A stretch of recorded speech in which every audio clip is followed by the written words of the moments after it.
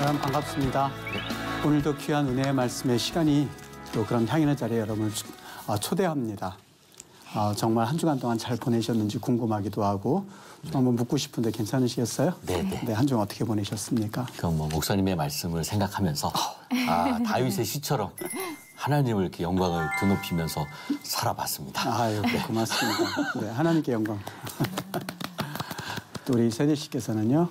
저도 목사님이 말씀해 주신 말씀을 묵상하면서 하루하루 보내니까 너무 행복하더라고요. 저도 그렇게 살도록 하겠습니다. 네, 네, 너무 감사합니다. 오늘은 시편 중에서 가장 많이 애창되어지는 시라고 한다면 어떤 시가 있을까요? 뭐 주는 나를 기르시는 목자여 나는 주님의 귀한 어린 양 양양. 일어나서 하시겠어요? 아니. 우리가 참 목회자의 입장에서는 설교하기도 가장 어려운 시편 중에 하나가 그러면서도 많은 사람들에게 애창되어지는 시라고 할 수 있는 시 23편을 좀 한번 우리 같이 살펴보고 또 시 23편에서 주시는 또 하나님의 그 우리를 향한 사랑의 말씀을 좀 한번 같이 들어보려고 합니다.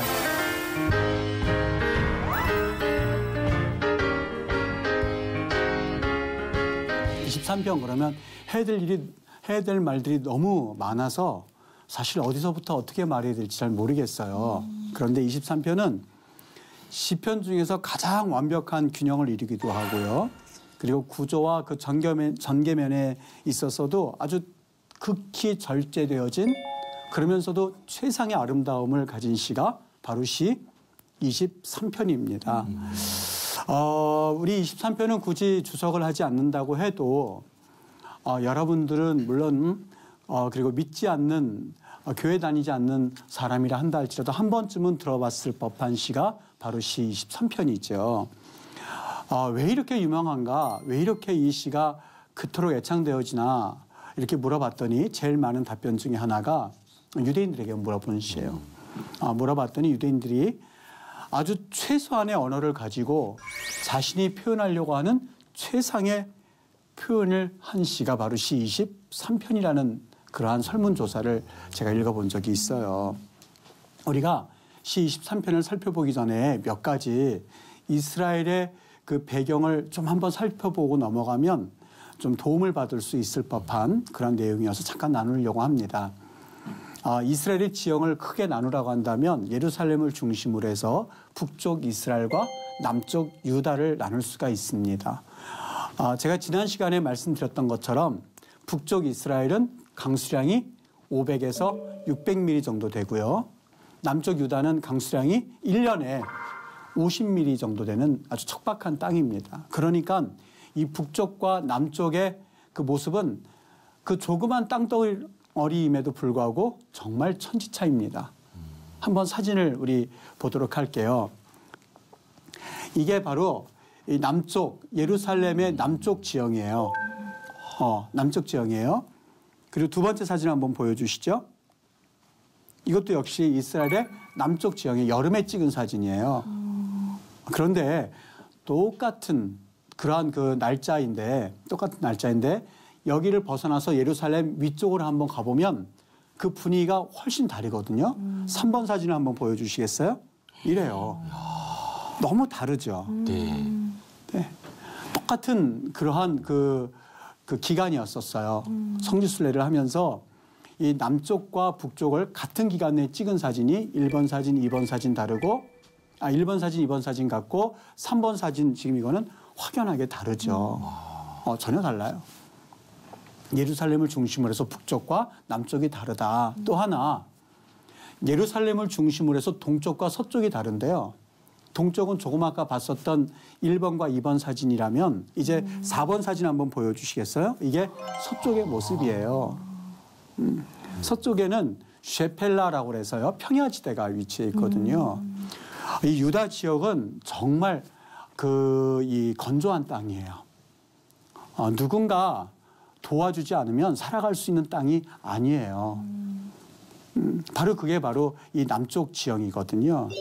타는 듯이 내리쬐는 태양이 있고 목마름이 있고 그리고 밤에는 정말 춥습니다.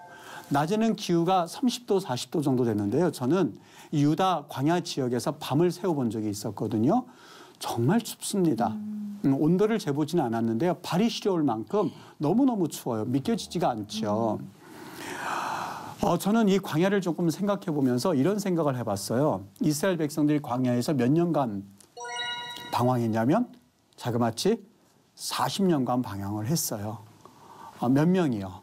장정만 60만 명이니까 아이들과 그리고 아내들까지 같이 계산해 넣으면 대략 한 200만 명 이상 되는 사람들이 이 광야에서 삶을 보냈다고 한번 생각해 보십시오. 40년 동안 이게 가능했겠는가라고 하는 질문이에요. 오늘 그러한 배경 가운데 시편 23편을 읽으면 시편 23편에서 주는 메시지가 우리에게 감동을 주는 그런 메시지로 와닿을 수 있거든요. 그냥 읽어도 물론 감동이 됩니다만 여기 시편 23편 1절과 2절 말씀을 우리 승대 씨께서 2절은 세례 씨께서 한번 읽어주시기 바랍니다. 네. 읽으시죠. 여호와는 나의 목자시니 내게 부족함이 없으리로다. 그가 나를 푸른 풀밭에 누이시며 쉴 만한 물가로 인도하시는도다. 네, 아멘. 우리 정말 목가적인 그런 모습만 생각해 볼 수 있는데 지금 제가 보여드린 바와 같이 어느 쪽에 있느냐에 따라서 정말 이 지형 그리고 양이 살아갈 수 있는 양을 목양할 수 있는 그 지형이 너무너무 다르거든요. 이런 상태에서 양의 습성을 잠깐 한번 생각해 보도록 할게요. 양은요 자기 습관을 따라서 살아갑니다. 이 광야를 걷다 보면 이 광야에 이 길이 나 있는 것을 보게 돼요. 산이 보면 이렇게 동그랗게 길이 나 있는 것을 보는데 모든 순례객들이 물어요. 저게 무슨 저렇게 발자국 같은 게 있느냐고. 길이 이렇게 나 있거든요. 동그랗게 참 신기하게 나 있어요. 그게 무슨 발자국이냐면 양의 발자국이에요. 양은 앞에 간 양들이 가는 곳은 뒤에 양들이 아무 생각 없이 쫓아갑니다. 계속해서 쫓아가는 습관을 가지고 있어요. 또 하나 세 번째는요. 양들이 누울 수 있는 조건이 있다면 절대로 두려운 곳이 없어야 눕는다고 해요. 또 한 가지 이 파리나 기생충이 우리 6절, 5절, 6절 볼 때 또 나타나겠지만 이 코에다 알을 까고서는요. 그것이 코 속으로 들어가서 뇌까지 이게 침입을 한다고 그래요. 그러면 양이 머리를 나무에 박기도 하고 굉장히 고통스러워한다고 그래요. 그러니까 기생충이나 곤충이 없어야만 누울 수가 있어요.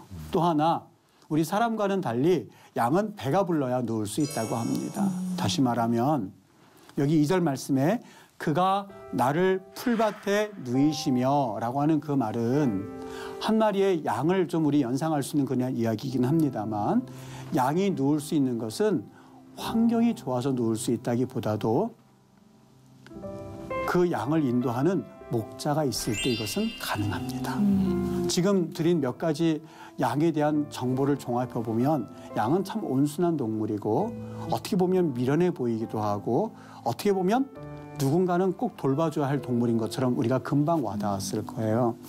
양이 누울 수 있는 것은 그 양이 얼마나 평안한지 얼마나 만족한가 하는 것들을 보여주는 완벽한 묘사거든요.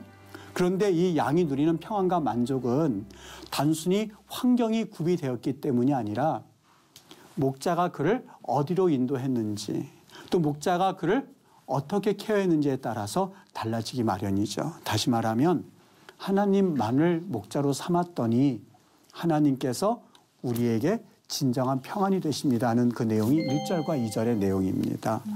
제가 이 목회를 하면서 조금씩 깨달아지는 것이 있어요. 사실 우리 성도님들이 다는 아닙니다만 실제로 하나님이 목자입니다. 이렇게 말은 고백하고 있습니다만 그것이 내 마음속에서 믿어지지 않아서 힘들어하는 성도님들이 계시다는 것을 발견하게 됐어요.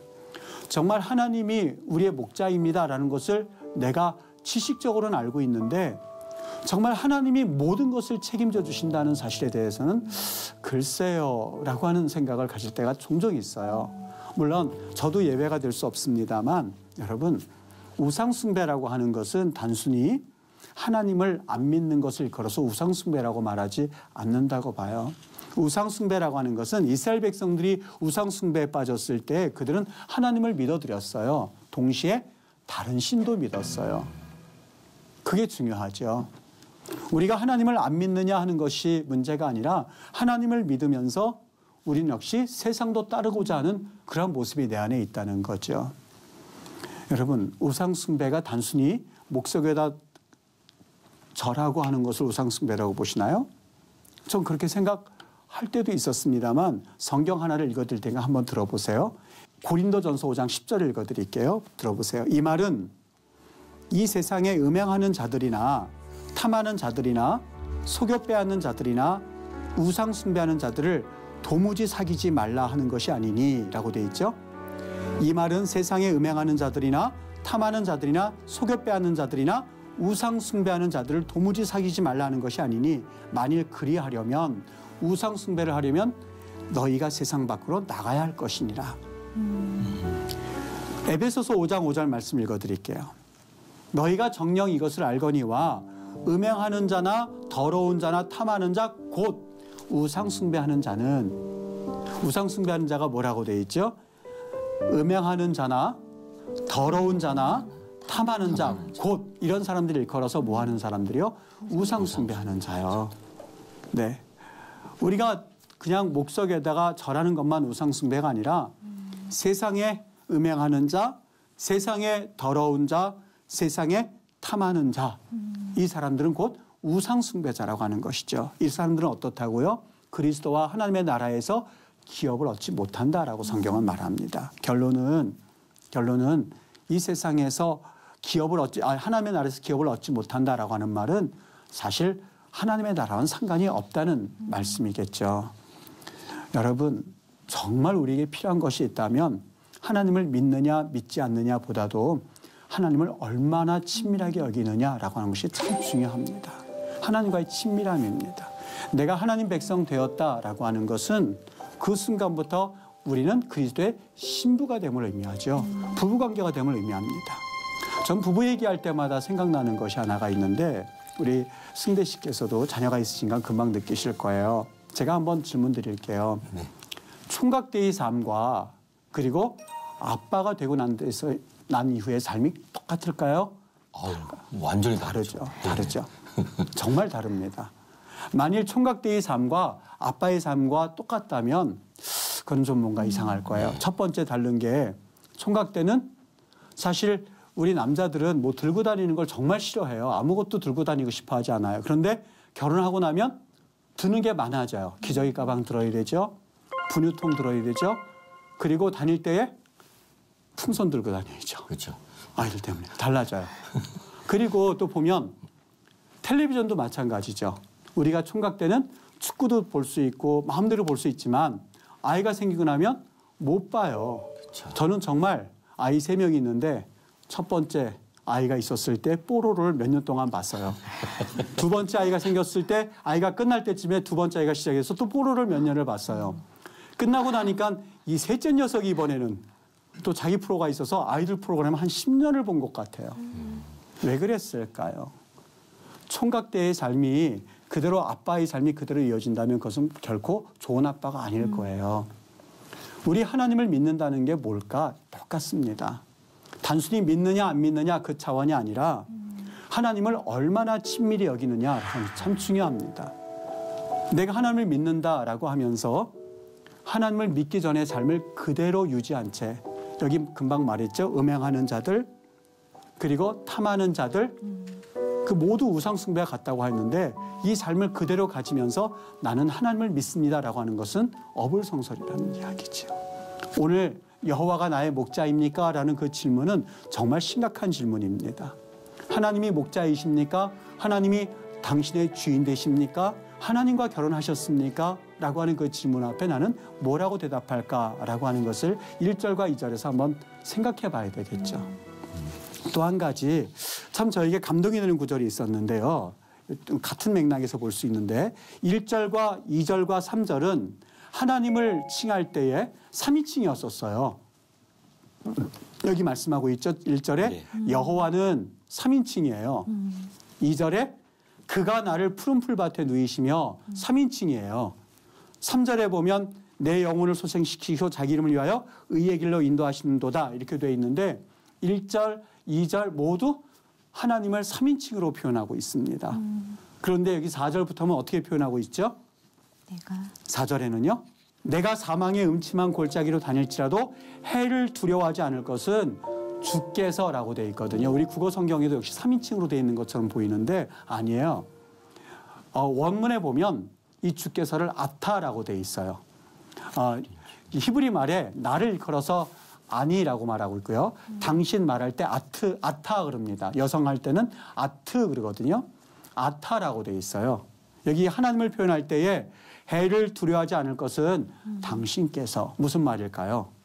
더 친밀함을 보여주고 있어요. 신앙인은 과거에는 여호와 야곱의 하나님 이를테면 3인칭이었었어요. 그런데 시간이 가면 갈수록 그는 하나님이 너무너무 좋기 시작했어요. 하나님이 정말 그의 아버지처럼 와닿기 시작했어요. 우리가 아버지를 대할 때에 아버지를 이름만 아버지라고 했던 분이 돌아가시면 글쎄요, 그것도 슬프겠지만 그게 큰 마음의 어떤 그 슬픔이 물론 그래도 슬프겠지만 이렇게 한번 상상해 보죠. 아버지를 너무 친밀하게 지냈던 그 부자 관계가 있었는데 그 아버지가 세상을 떠난 자녀의 슬픔과 그냥 아버지와 아무런 관계가 없이 저분은 나의 아버지야 라고만 인식하고 있었을 뿐 아무런 관계가 없는 아버지가 돌아가셨을 때 자녀의 슬픔이 똑같을까요? 아마 좀 다르리라는 생각이 들어요. 마찬가지예요. 여기 하나님을 부를 때 1절, 2절, 3절은 3인칭으로 썼습니다만 4절부터는 그 친밀함이 더욱더 깊어졌어요. 더더군다나 그 다음 보면 주의 지팡이와 막대기라고 되어 있는데요. 주의 지팡이도 역시 그냥 주의 지팡이가 아니라 여기 보면 슈브테하 그래가지고 당신의 지팡이라고 되어 있어요. 그리고 막대기도 원래 성경에는 당신의 막대기라고 되어 있어요. 주님과 깊이 관계를 맺고 친밀함을 가지는 시편 신앙인의 고백을 여기서 볼 수가 있죠. 조금 전에 말씀드린 그 친밀함이 그에게는 있었던 거예요. 한 가지 하나님을 표현하는데 주의 지팡이, 주의 막대기라고 되어 있거든요. 여기 주의 지팡이가 슈브테하, 샤바트란 말은요. 원래 이 때리다 여기에서 파생한 단어예요. 막 때리고 치고 쳐부수고 하는 단어에서 이 샤바트란 말이 나왔거든요. 그러니까 막대기란 용어가 어떤 그 용도로 쓰여지는 것 같아요. 뭐 누굴 때리거나 네. 뭐 전투를 하거나 그렇죠. 양을 지킬 때에 이리가 들어온다든지 아니면 악한 짐승이 오면 그것을 쳐부술 때 쓰는 그런 용도가 이 주의 막대기예요. 여기 지팡이는 뭐라고 돼 있냐면 그게 지팡이고요. 그게 지팡이고 막대기가 미시아네 테하 그렇게 돼 있거든요. 여기 이 미시안이라고 하는 그 단어는요. 그 어떤 것을 가리킬 때 쓰는 그리고 어떤 것을 방향을 지시할 때 쓰는 용어입니다. 그러니까 오늘 이 막대기는 어떨 때 쓰는 걸까요? 양에게 대해서 양이 가야 할 방향과 양이 있어야 될 방향을 제시해 줄 때 이 단어를 써요. 언젠가 한번 제가 베두인들과 차를 마시는데요. 같이 이 베두인들과 함께 모여 앉아 있었어요. 그럼 베두인들이 각자 자기가 치는 양들이 있어요. 30마리든 50마리든 어떤 베두인들은 부자들은 뭐 100마리도 있는 그런 그 베두인들이 있어요. 같이 차를 마시는데 베두인들이 같이 모여 있고 양들이 다 섞여져 있는 거예요. 다 섞여서 있어요. 모든 양들이. 저는 차를 마시면서 내심 이게 조금 궁금했었어요. 지금까지 베두인들의 양들이 다 있을 거 아닙니까? 네. 근데 그 양들이 다 같이 모여서 다 뒤섞여 버려가지고 어느 베두인께 어느 양인지 사실상 알 수가 없었던 거예요. 속으로 이 양들을 어떻게 분간해 내려고 이 사람들이 이렇게 모여서 차를 마시나 끝까지 차를 마시면서 지켜봤거든요. 너무 놀라운 사실 하나 발견했는데 양을 어떻게 분간하는지 혹시 상상이 되세요? 뭐 번호로 이렇게 적어놓거나 저도 그랬어요. 예. 저도 그 생각을 했어요. 번호를 적는다든지 칠해 놓는다든지. 근데 그게 없었어요. 이름을 불렀나?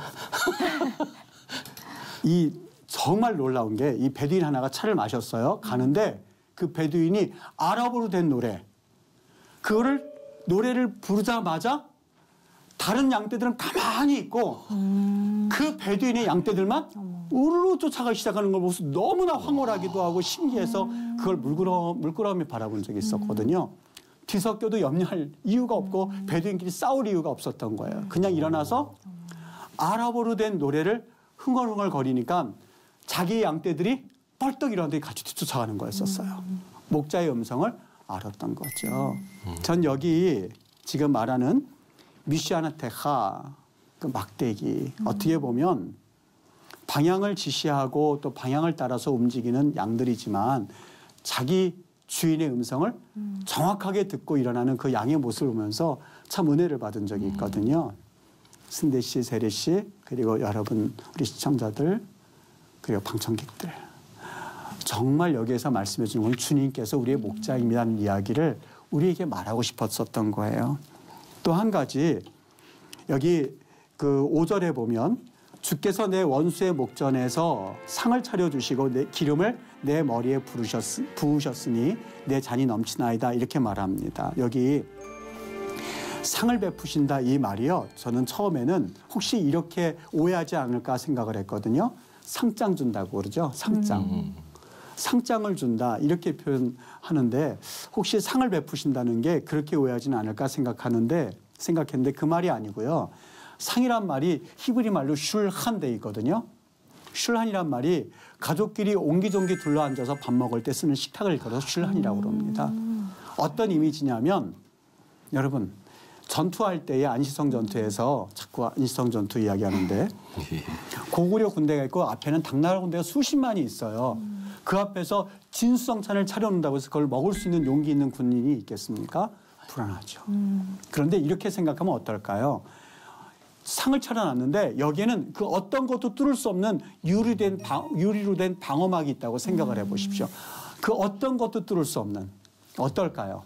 편하게 먹는. 아무리 군대가 많아도 군대 앞에서 마치 너희들이 아무리 쳐들어온다 하더라도 나는 맛있게 먹을 수 있어 하면서 어떻게 보면 약 올리듯이 먹을 수 있는 것 아니겠습니까? 바로 이런 이미지예요. 하나님께서 내 원수의 목전에서 내게 슐한 식탁을 차려 놓으셨으니 그 뜻이에요. 어떨까요? 하나님이 보호하신 이미지가 있죠. 기름을 머리에 바르셨나이다 라고 하는데 여러분 이스라엘에서 이 살갗이 막 화상을 입고 그러면요. 얼른 올리브유를 갖다가 이렇게 문지릅니다. 치료용으로요. 그리고 조금 아까 말씀드린 양의 이 코에 벌레가 알을 까면 그것이 뇌로 들어가서 양을 미치게 해서 이 나무에 막 박고 그리고 이런 현상이 생기거든요. 그런데 이걸 방어할 수 있는 하나의 그 의료용처럼 쓰이는 게 있는데 기름을 여기에 발라줘요. 양의 코에. 그럼 여기에 알을 까지 않는다고 그래요. 정말 좋은 목자는 양의 코에 기름을 발라주어서 양을 보호해주는 그런 역할을 하는 것이죠. 여기 주님의 이미지가 어떤 조금 이해가 되셨을 거예요. 주님께서는 내 원수의 목전에서 슐한 식탁을 차려주시는 분이시고 그리고 기름을 내 머리에 부으셨다라고 하는 것은 나를 그토록 하나님이 케어해 주시고 보호해 주시고 그리고 나를 함께 해주시는 그 하나님입니다. 그래서 내 잔이 넘치나이다라는 이미지가 있어요. 6절을 보면은요. 6절에 내 평생의 선하심과 인자하심이 반드시 나를 따르리니 내가 여호와의 집에 영원히 살리로다 이렇게 돼 있습니다. 여기 이렇게 돼 있죠. 내 평생이라고 돼 있죠. 우리에게 은혜를 베푸시는데 그것은 일시적으로 베풀어주고 끝내시는 하나님이 아니에요. 우리를 인도하시는데 어디까지 인도하신다고요? 천국에 이르기까지. 우리 안에서 선한 일을 시작하신 하나님이거든요. 우리를 구원해 주신 하나님이세요. 우리를 구원하시려 작정하신 하나님이세요. 그 하나님은 어떤 하나님이시냐면 내 안에서 선한 일을 시작하신 그 하나님은 그 구원이 완성될 때까지 우리가 때로는 깨닫지 못한다 한다 할지라도 우리를 인도하시고 지켜주시고 또 그 하나님 반드시 그 일을 이루세요. 정말 우리가 하나님 앞에 어떻게 살아야만 할까? 하나님을 신뢰하셔야 돼요. 하나님을 믿어드리셔야 돼요. 그리고 그 하나님이 내게 있어서 선한 목자라는 것을 매 시간 고백하셔야 돼요. 어떻게 해요? 정말 부부관계처럼. 내가 주님 앞에 구원받은 백성이 되었으니 이제는 구원받은 백성답게 하나님 앞에 나아가고 그분과 친밀하게 사셔야만 합니다. 한쪽에서는 세상에 발을 들여다 놓고 그리고 한쪽에는 믿음 생활을 하는 그런 모습에서가 아니라 정말 이제는 영어에 보면 I surrender라는 표현이 있거든요. 나 정말 하나님 앞에 모든 것 내놓고 항복합니다라는 뜻으로 I surrender라는 표현을 쓰거든요. 여러분 정말 하나님 앞에 어떻게 살아야만 할까? 내가 이제는 과거에는 세상도 좋고 하나님도 섬기는 그러한 삶이었습니다만 이제는 전폭적으로 24시간 오직 주님만 바라봅니다라는 모습으로 살아갈 때에 오늘 시편 23편에 살았던 그 어느 신앙인의 모습처럼 우리도 영원토록 정령 주님의 길을 따르는, 그래서 이게 말씀한 대로 여호와의 집에 영원히 거하는 그런 천국의 소망을 두실 수 있는 그런 은혜로운 삶을 살아가실 수 있으리라 믿습니다. 그런 귀한 은혜가, 그리고 주님과 친밀하게 살아가는 그런 복된 삶이 여러분에게 있게 되기를 정말 주님의 이름으로 축복합니다. 오늘 여기까지 하도록 하겠습니다. 여러분 수고 많으셨습니다.